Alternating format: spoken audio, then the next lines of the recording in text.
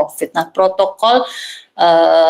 protokol kan memiliki arti yang sama ya. Protokol itu adalah apa?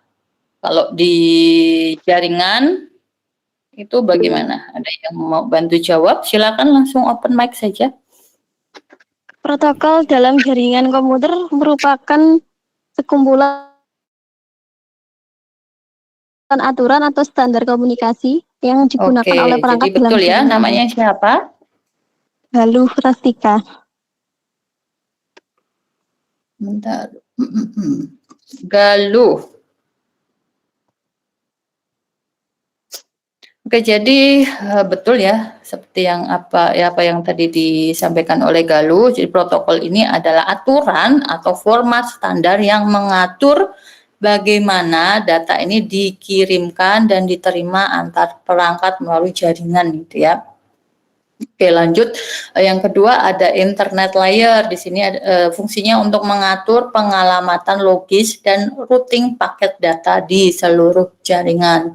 Protokol yang bekerja adalah IP, ICMP, ARP, RAP. Yang ketiga ada transport layer. Di sini fungsinya untuk menyediakan komunikasi end-to-end yang handal atau tidak handal, protokolnya TCP atau UDP. Yang terakhir, yang paling atas ya ada application layer, menyediakan layanan aplikasi untuk penggunaan akhir dan antarmuka ke jaringan. Protokol yang bekerja adalah HTTP, FTP, SMTP, DNS, Telnet, dan SMTP.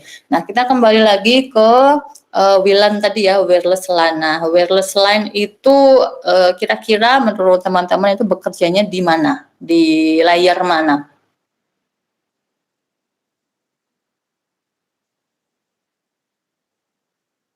Yang bisa bantu jawab? Wireless LAN itu berada di layer mana? Layer 2. Layer 2. Layer 2 di TCP IP atau di OSI layer? Di OSI layer, Bu. Di OSI layer itu layer kedua. Layer kedua itu ada apa? Namanya? Data link. Data link. Kalau di TCP IP masuknya ke layer? Kalau di TCP network. Network access layer. Oke, siapa namanya? Abdul Bar, Bu. Hah? Siapa? Abdul Bar Ainurido, Bu. Abdil Nur. Oke, jadi betul ya yang disampaikan. WLAN ini berada di lapisan akses atau network access layer. Jadi kalau di TCP IP itu di layer yang pertama, ya layer yang paling bawah. Ini yang berarti bahwa digunakan sebagai titik masuk ke dalam jaringan nirkabel. Nah, lapisan network ini mencakup berbagai jenis koneksi seperti dial-up, ADSL, kabel jaringan seluler, Ethernet, ATM, dan lain sebagainya. Dial-up, ada yang tahu dial-up? Dial-up itu apa?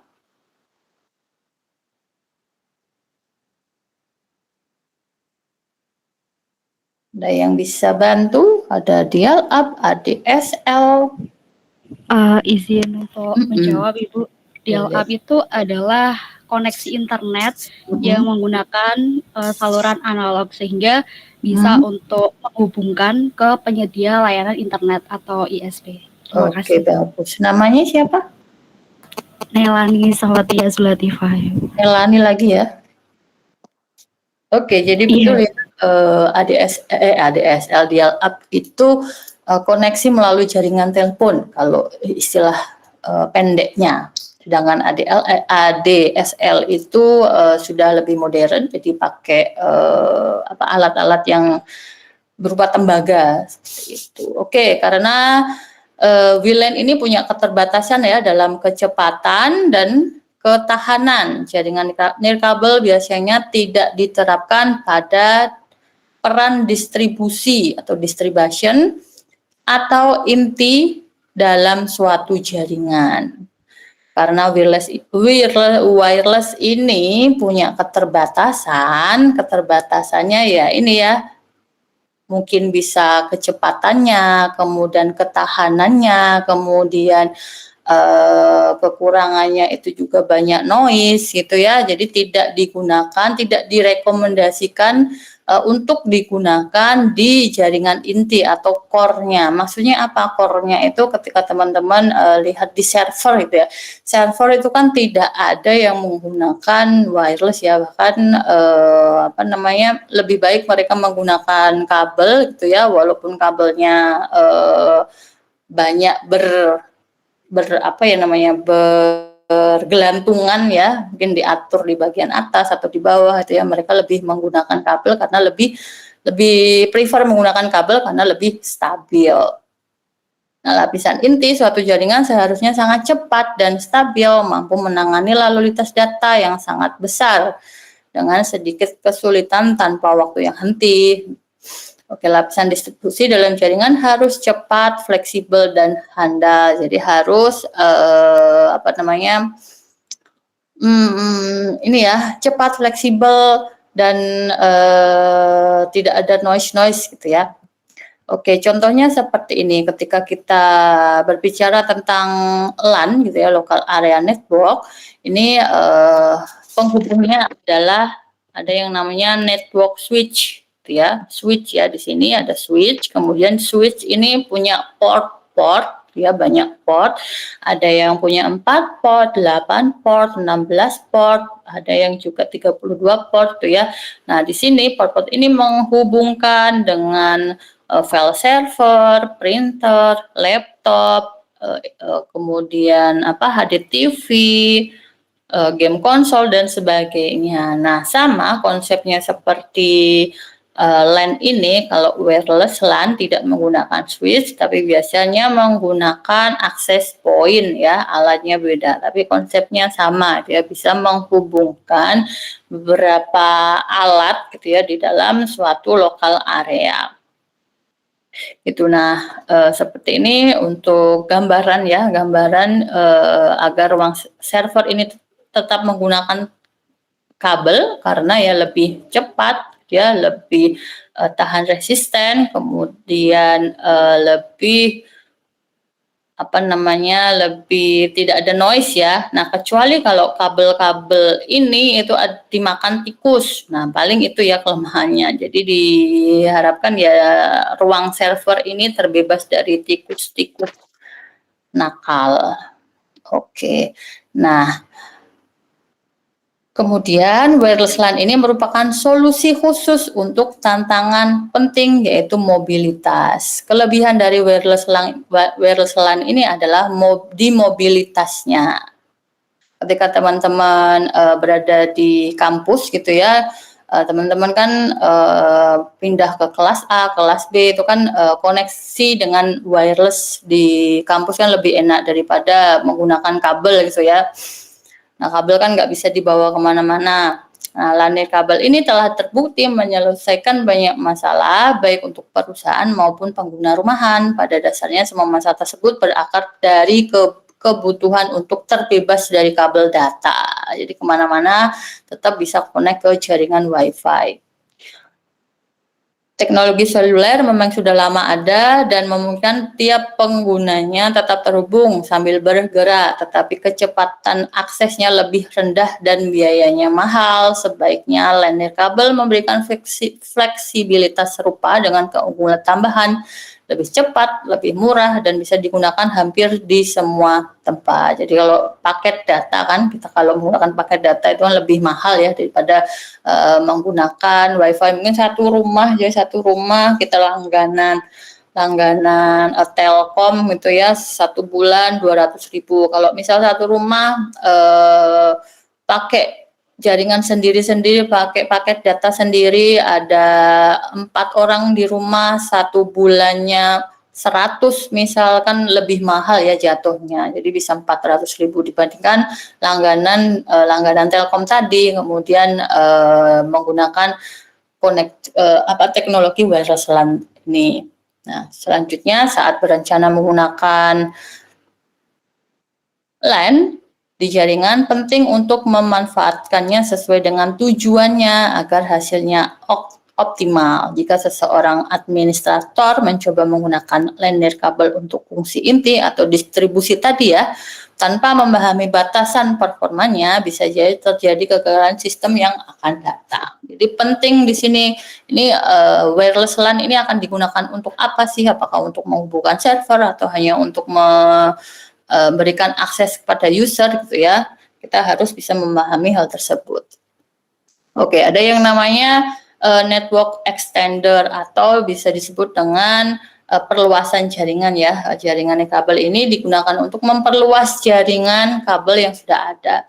Ada kalanya memperluas jaringan dengan kabel tambahan menjadi sangat mahal. Contohnya menyewa teknisi untuk memasang kabel jaringan dan listrik di bagian kantor yang baru bisa memakan biaya yang tinggi. Jadi kalau misalnya kita mau pindahan kantor gitu ya, pindahan kantor, kantornya masih belum selesai gitu ya, kita memanfaatkan jaringan wifi dulu gitu ya, dipasangin titik-titik hotspotnya. Nah sebelum kita rancang untuk membangun jaringan kabelnya. Dalam bangunan besar seperti gedung yang jaraknya mungkin terlalu jauh untuk memakai kabel Ethernet standar seperti kategori 5 atau CAT5 ini biasanya dibutuhkan kabel fiber optik yang perlu investasi lebih besar, termasuk kemungkinan harus mengupgrade switch yang ada di ujung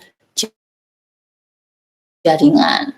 Jadi biayanya akan lebih banyak ya ketika menggunakan kabel. Nah, sebagai solusinya, WLAN ini bisa dipasang dengan lebih mudah dan cepat untuk memberikan koneksi ke area yang sulit dijangkau di dalam gedung karena tidak banyak membutuhkan kabel. Maka biayanya untuk membeli kabel dan menyewa teknisi bisa dihemat.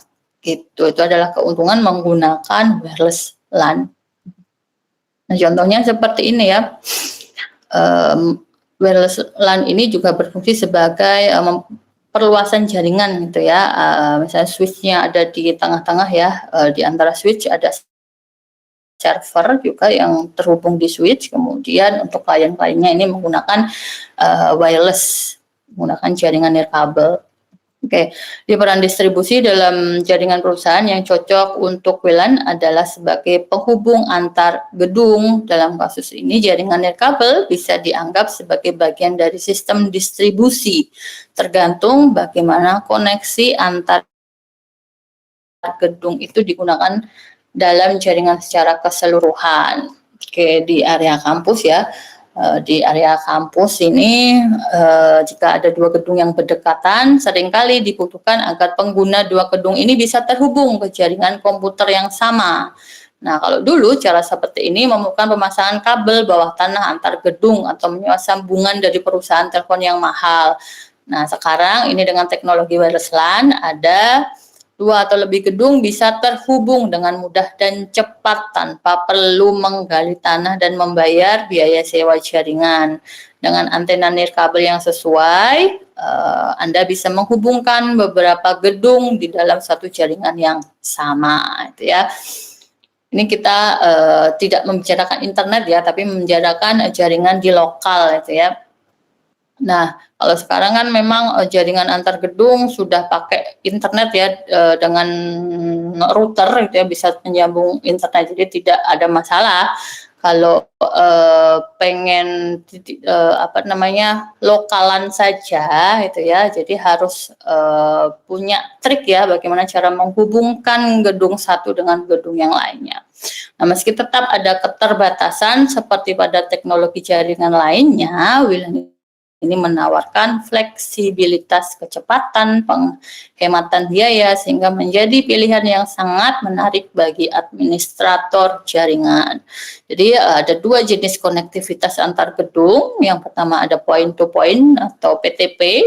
Ini merupakan koneksi antar gedung langsung ya, secara langsung. Kemudian yang kedua ada namanya point to multi point. Satu gedung ada pusatnya ya, terhubung ke banyak gedung lainnya. Oke, jadi untuk analogi point to point seperti ini ya. Koneksi nirkabel yang terhubung hanya dua gedung secara langsung biasanya menggunakan antena semi direktoral atau highly direktoral di kedua sisi untuk menjaga koneksi tetap stabil dan fokus. Jadi ada antena ya, 2 antena seperti ini di atas gedung. Jadi antenanya ini harus lebih tinggi dari dari gundukan tanah ya, atau dari pepohonan ya, jadi harus lebih tinggi. Kalau di bawahnya ini pohon-pohon ini akan menjadi penghalang ya, penghalang sinyalnya. Kemudian untuk koneksi point to point ini adalah jenis koneksi nirkabel yang menghubungkan 3 gedung atau lebih, umumnya digunakan dalam model hub dan spoke, di mana satu gedung berfungsi sebagai pusat yang menghubungkan ke gedung-gedung lainnya. Ya, gedung pusat biasanya merupakan lokasi utama yang memiliki jaringan inti, akses internet, dan server. Untuk membangun koneksi jenis ini biasanya digunakan 2 antena ini ya, antena omnidirektoral di gedung pusat, dan yang kedua antena semi-direktoral di gedung-gedung luar untuk mengarahkan sinyal ke pusat.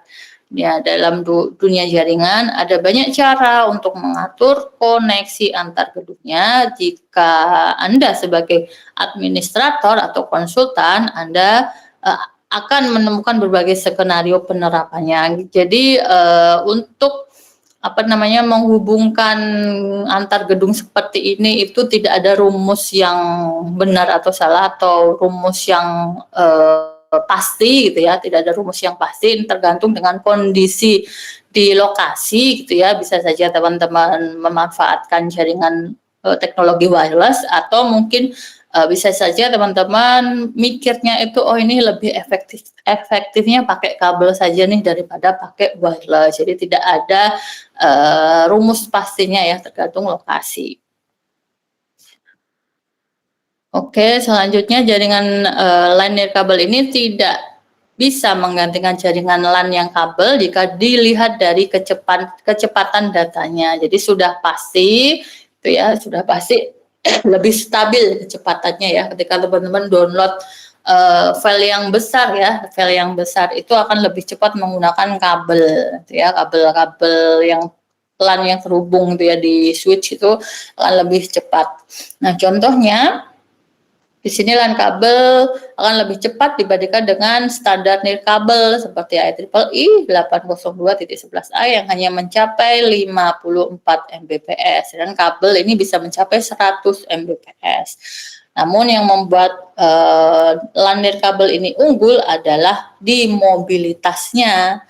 Pengguna bisa bergerak ke mana-mana tanpa bebas. Nah, ini nanti bisa dilihat gambar saja ya. Kemudian sebagai contoh, penerapan sebuah perusahaan mengirimkan paket menggunakan teknologi nirkabel agar supir pengiriman bisa langsung memperbarui data pelacakan paket saat kendaraan tiba di lokasi. Begitu sopir memakit kendaraan di dermaga, komputer di kendaraan sudah terhubung ke jaringan dan langsung bisa mengirimkan data hari itu juga ke pusat jaringan. Oke, gambarnya mana? Oh, gambarnya menggambarnya menghilang. Oke, pengguna jaringan nirkabel di pergudangan. Di fasilitas pergudangan, jaringan nirkabel ini digunakan untuk melacak lokasi penyimpanan atau mengelola produk. Nah, teman-teman kalau bayangkan bekerja di gudang ya, kan biasanya ada admin gitu ya, ada admin, kemudian yang menginput barang gitu ya, adminnya ada di depan komputer, kemudian barangnya kan punya barcode kan ya. Nah, barcode-nya di-scan di komputer gitu ya, jadi barang-barangnya itu harus didekatkan di adminnya kan. Nah, kalau menggunakan teknologi wireless ini, nah dengan bantuan perangkat yang bisa dibawa kemana-mana, jadi alatnya tuh kecil, nah alatnya ini, orangnya ini yang akan menuju ke barang-barangnya gitu ya. Contohnya seperti ini. Nah, di sini pekerjanya ini menggunakan sebuah alat ya, kemudian alatnya ini digunakan untuk memindai barcode yang ada di barang gitu ya. Nah, itu adalah cara yang lain ya, ketika teman-teman nanti sebagai admin gitu ya. Nah, kalau masih gudangnya masih kecil sih nggak apa-apa ya, barang-barangnya semuanya didekatkan admin, komputer admin, admin yang melakukan barcode. Tapi ketika gudangnya itu besar, kemudian barangnya banyak, lokasinya juga sudah ditentukan gitu ya, misalnya sisi selatan itu digunakan untuk stok beras misalnya, kemudian sisi utara digunakan untuk stok sabun. Nah, itu akan lebih efisien lagi kalau menggunakan barcode ini ya, menggunakan alat barcode yang menggunakan jaringan wireless. Tuh. Nah, kemudian pemanfaatan wireless yang lainnya ini digunakan di rumah-rumah atau di kantor yang kecil. Nah, seseorang mungkin punya lebih dari satu komputer di rumahnya. Biasanya ada komputer, kemudian ada printer, kemudian ada HP gitu kan ya. Nah, biasanya ini dikonfigurasi agar bisa saling terhubung gitu ya. Nah, misalnya printer dengan laptop itu kan sekarang kalau maksudnya kalau menggunakan jaringan wireless itu tidak perlu menggunakan kabel gitu ya. Kan sekarang banyak printer sudah ada sudah ada fitur wirelessnya ya. Jadi tinggal dihubungkan saja dengan laptop kita atau perangkat yang kita miliki, atau bisa HP juga, bisa dikoneksikan dengan perangkat printer yang memiliki teknologi wireless itu. Nah, kebutuhan untuk jaringan LAN nirkabel ini adalah solusi yang mudah dan efektif. Perangkat nirkabel ini sangat membantu, terutama saat pekerja kantor ingin berbagi suatu koneksi internet bersama. Alternatifnya adalah memasang kabel di seluruh kantor untuk menghubungkan semua komputer, namun banyak kantor kecil dan rumah belum punya port internet dan memasang kabel Cat5 ini, sedangkan membuat lubang di dinding atau di langit-langit kurang rapi. Jadi lebih memilih menggunakan teknologi wireless. Dengan LAN nirkabel, semua pengguna bisa terhubung dengan mudah dan tanpa kabel sehingga terlihat lebih rapi dan juga praktis. Seperti ini ya. Oke, kemudian pemanfaatan WLAN yang lain ini digunakan untuk kantor dan kelas mobile seperti yang ada di UNESA ya. Kalau di SMA itu kan mungkin kita ya kelas IPA ya di situ saja kelasnya nggak pindah-pindah ya. Kelas IPS itu ya di situ saja nggak pindah-pindah. Kalau sudah di universitas gitu ya, di perguruan tinggi itu biasanya modelnya moving class, jadi berpindah itu kan ya, bisa nanti waktu kuliah jaringan nirkabel ada di lab, kemudian nanti kuliah jaringan lanjut ada di lantai bawah, itu kan pindah-pindah ya. Nah, ini kantor dan kelas mobile memungkinkan pengguna untuk lebih cepat memindahkan peralatan komputer ke lokasi lainnya, karena ruang kelas yang sering penuh, banyak sekolah sekarang menggunakan kelas mobile. Untuk menghubungkan kelas mobile ke jaringan komputer utama, memasang kabel udara atau bawah tanah akan sangat mahal. Dengan koneksi WLAN ini dari gedung utama ke kelas mobile, jaringan bisa dibuat lebih fleksibel dan dengan biaya yang jauh lebih murah dibanding memasang kabel. Nah, ruang kantor sementara juga dapat memanfaatkan jaringan nirkabel ini. Ketika perusahaan berkembang dan kekurangan ruang, mereka sering memindahkan beberapa pekerja ke lokasi terdekat seperti gedung sebelah atau lantai lain di dalam gedung yang sama. Nah, memasang kabel atau fiber untuk penggunaan sementara seperti ini biasanya tidak efisien dan mahal, apalagi pemilik gedung seringkali tidak mengizinkan kabel yang sudah dipasang untuk dilepas.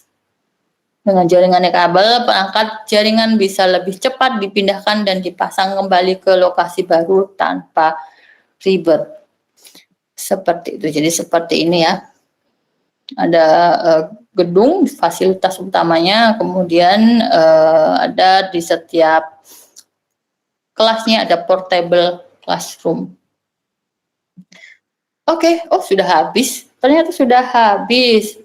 Oke, sekarang saya mau nanya. Ini ya. Mungkin ini keluar dari agak keluar sih, tapi ya masih berhubungan ya. Ketika teman-teman ada di UNESA kampus Ketintang ya, kemudian pindah ke kampus LIDA, jaringannya langsung terhubung tidak? Misalnya pakai Izin untuk Oke. menjawab Ibu. Iya, terhubung apabila kita sudah terkoneksi melalui SSO yang aksesnya itu Bu. Jadi Oke. terhubung.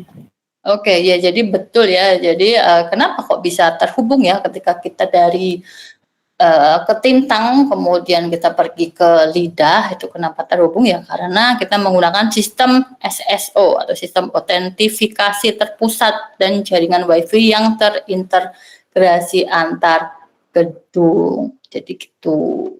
Jadi akun kita itu disimpannya itu terpusat. Ada teknologi lain tuh namanya Eduroom ya. Kalau teman-teman lihat kan di kita juga ada ya SSID yang namanya Eduroom. Pernah lihat ya? Apakah teman-teman bisa login di sana? Bisa nggak? Mohon izin Ibu. Eduroom-nya itu di mana gitu? Eduroom itu kan kalau teman-teman di kampus itu ada ya, ketika dipilih jaringan kan ada UNESA Wi-Fi, ada Eduroom, dan ada jaringan-jaringan yang lain ya. Nah, Eduroom ini sebenarnya sifatnya global ya. Jadi teman-teman ketika punya akun Eduroom, Eduroom itu juga daftar ya istilahnya. Punya akun Eduroom. Nah, ketika teman-teman pindah ke kampus UNER gitu ya, dan UNER itu punya Eduroom juga ya, ada SSID namanya Eduroom, ya teman-teman bisa langsung connect gitu ya.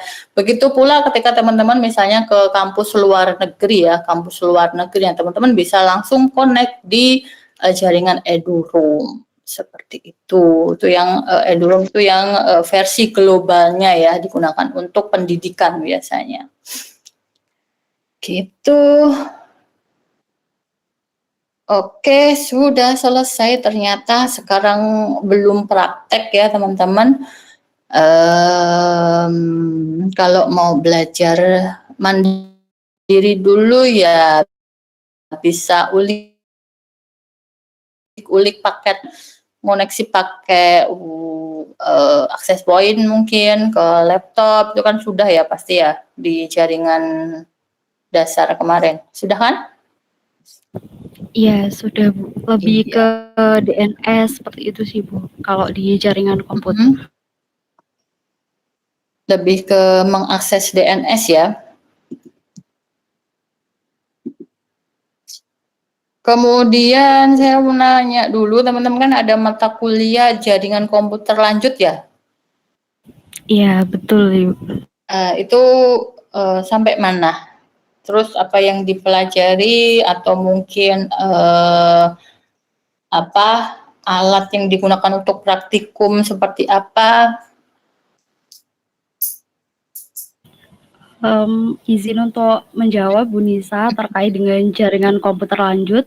Mungkin kiranya kita masih sampai sama di WLAN ini juga sih Bu. Jadi masih di teori dan kita masih presentasi aja sih Bu, belum ke implementasi di praktikumnya. Ini yang mengajar Pak Wildan atau Pak Eka? Pak Eka. Oke, Pak Eka ya. Oke, Pak Eka memang Direktur PPIT ya, jadi Pak Eka itu yang lebih tahu, yang lebih bisa bercerita terkait dengan apa namanya jaringan khususnya di UNESA gitu ya. Pokoknya teman-teman belajar banyak ya dari Pak Eka, harus banyak-banyak bertanya gitu ya. Nanti di jaringan sebenarnya sih agak tumpuk-tumpuan ya kalau saya bilang ya. Teman-teman kemarin sudah belajar jaringan komputer, kemudian ada jaringan komputer lanjut, kemudian ada jaringan nirkabel. Nah, seharusnya jaringan nirkabel ini juga sudah bisa masuk di mata kuliah jaringan lanjut gitu ya, menurut saya. Tapi ya saya kurang tahu juga ya, saya kurang tahu karena baru juga bergabung di PTI. Nah, jadi mungkin kalau misal misal teman-teman sudah pelajari di jaringan komputer lanjut, teman-teman ketika saya mungkin membawakan materi yang sama, teman-teman bisa sampaikan saja. Bu, kemarin ini sudah dipelajari di jaringan komputer lanjut gitu ya, biar nggak double-double. Oke. Oke, sampai sini mungkin ada yang tanyakan teman-teman? Sudah 1 jam. Izin untuk bertanya Bu Nisa, berhubungan dengan materi yang tadi, sebenarnya saya ingin bertanya terkait dengan, misalkan kita mengakses WiFi itu di publik, dan biasanya untuk di publik itu adalah data kita tidak amanah. Itu bagaimana sih Bu? Kita itu tahu gitu loh kalau data kita ketika kita menyambungkan WiFi di luar itu terretas oleh pihak yang seharusnya tidak menerima data itu. Sedangkan kita sendiri udah menyimpan data yang ada di dalam handphone kita itu sebaik mungkin. Tapi celahnya itu di mananya? Itu untuk pertanyaan saya pertama. Yang kedua, untuk teknologi sekarang kan sangat pesat ya Bu. Jadi ada jaringan udah muncul 5G sehingga untuk WLAN ini juga akan tersaingi gitu. Apakah di tahun sekarang atau di era sekarang itu masih relevan untuk kita menggunakan WLAN untuk kebutuhan rumah dan juga kantor? Dan pertanyaan saya yang ketiga, kenapa sih Bu WiFi itu ada batasan frekuensinya? Sedangkan kan kalau kita pikir ulang, kita juga melakukan pembiayaan yang cukup ya setiap bulannya untuk WiFi-nya itu sendiri. Namun ada batasannya gitu. Terima kasih. Oke, banyak banget pertanyaannya. Yang pertama terkait dengan kenapa ketika kita mau masuk ke jaringan publik gitu ya, data kita nggak aman, atau teman-teman ketika mungkin ada di mall butuh jaringan yang tidak punya paket data gitu ya, kebetulan ada wifi di mall, kemudian teman-teman nyambung, kenapa kok tidak amanah teman-teman? Nah, jadi kan ketika kita mau menyambungkan menyambungkan perangkat kita di jaringan internet, di jaringan wifi itu ya, di jaringan wireless, itu kan jaringan wireless sendiri kan untuk penyebaran datanya ini kan membutuhkan alat kan ya. Nah, ada yang namanya router, ada yang namanya bawahnya router ini menghubungkan jaringan lokal ke jaringan internet secara luas. Nah, di bawahnya router ini kan ada yang namanya access point. Access point ini yang memunculkan SSID-nya kan ya. SSID itu kan nama-nama yang teman-teman sering lihat itu loh, ada Unesa Wi-Fi, kemudian misal kalau di mall ya, misal ada Wi-Fi itu ada apa misalnya Burger King atau Starbucks, itu kan SSID namanya. Nah, ketika teman-teman sambungkan ke WiFi, kalau ada orang yang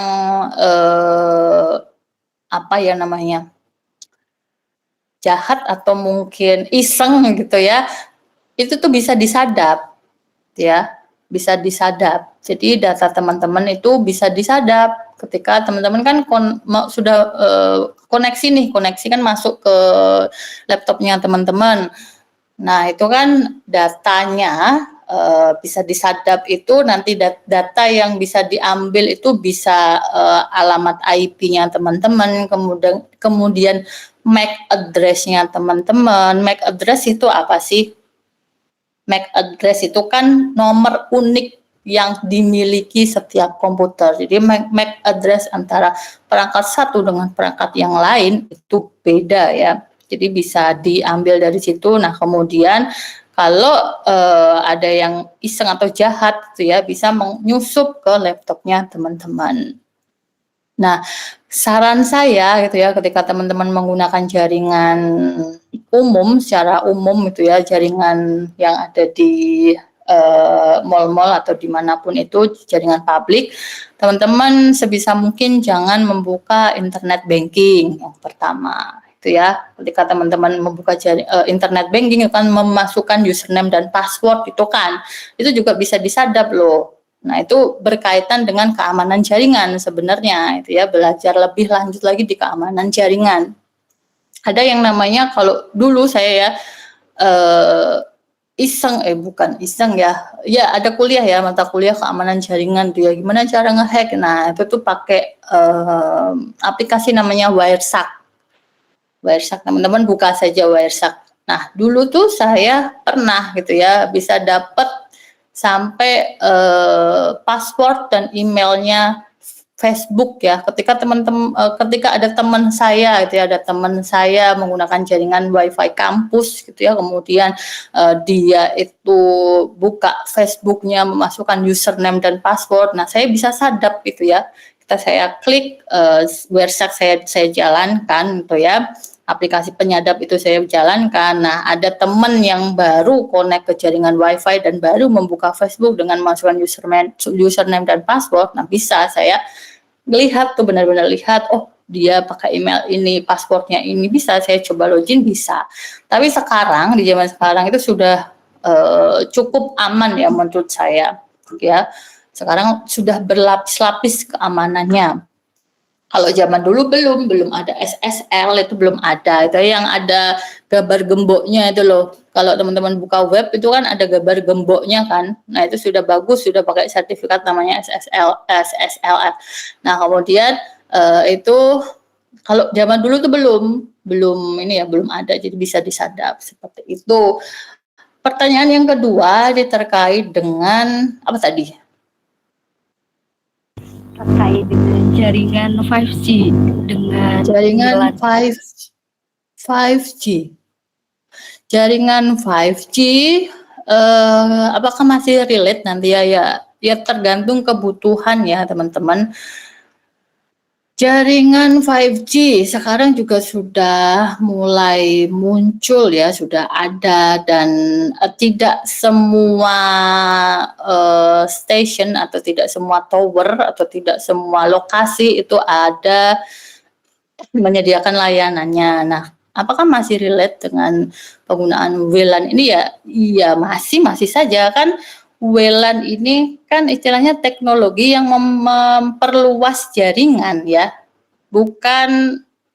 Kita bukan ngomongin kecepatan atau yang lainnya, tapi kita ngomongin perluasan jaringan dengan mobilitas mobilitas yang baik gitu ya. Ketika kita menggunakan kabel itu kan kita lebih terbatas daripada menggunakan WLAN. Jadi masih relate sekali ya, sebenarnya tidak terlalu ada hubungannya ya.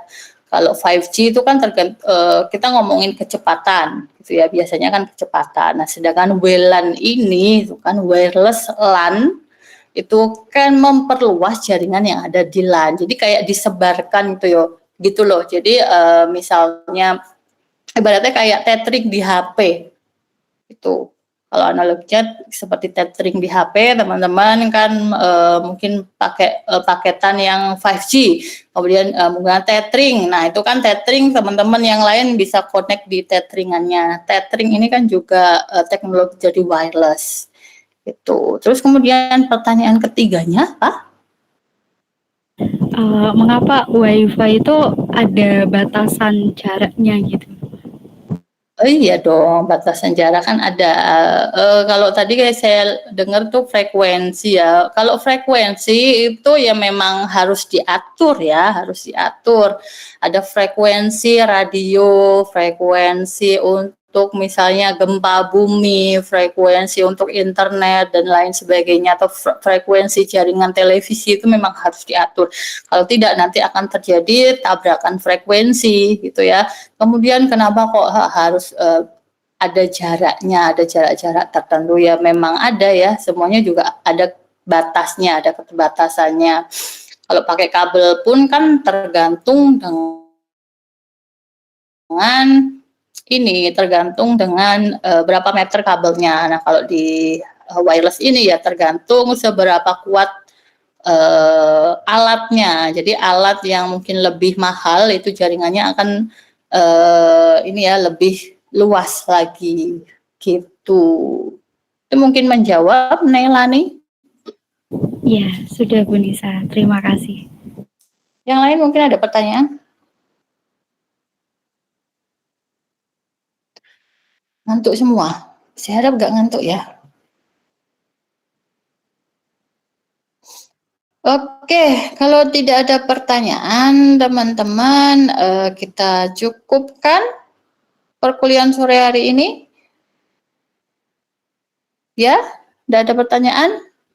Fauzan, aman?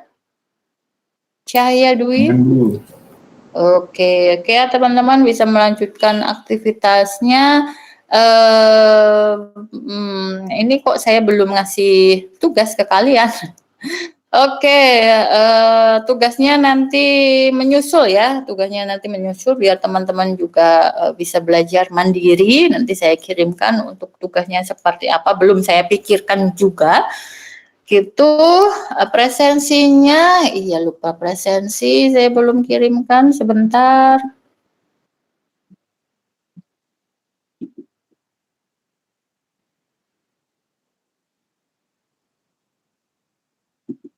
Untuk presensi silakan menggunakan emailnya UNESA ya. Untuk pengisiannya, pertanyaannya ada apa ya? Ada beberapa pertanyaan yang harus dijawab, gitu ya. Tidak sulit kok. Nah, nanti ada pertanyaan, teman-teman diminta untuk mendeskripsikan apa yang dipelajari hari ini, kemudian formnya juga ada pertanyaan, apakah ada saran atau pertanyaan untuk perkuliahan di jaringan nirkabel ini, silakan tulis saja. Misalnya tadi yang masih ingin bertanya kok malu-malu ya ditulis saja di sana ya, atau ada saran mungkin saran bisa dituliskan juga di Google Form-nya. Silakan, sudah saya kirimkan, ada di kolom chat. Bisa diakses kah? David, bisa ya? Oke, sambil teman-teman mengisi Google Form-nya ya, saya akhiri perkuliahan kita di sore hari ini. Selamat melanjutkan aktivitas dan selamat berjumpa di minggu depan ya. Semoga bisa berjumpa di kelas sambil kita bisa praktek. Saya akhiri, wabillahi taufiq wal hidayah. Wassalamualaikum warahmatullahi wabarakatuh. Waalaikumsalam warahmatullahi wabarakatuh. Terima kasih, Bu. Oke, sama-sama.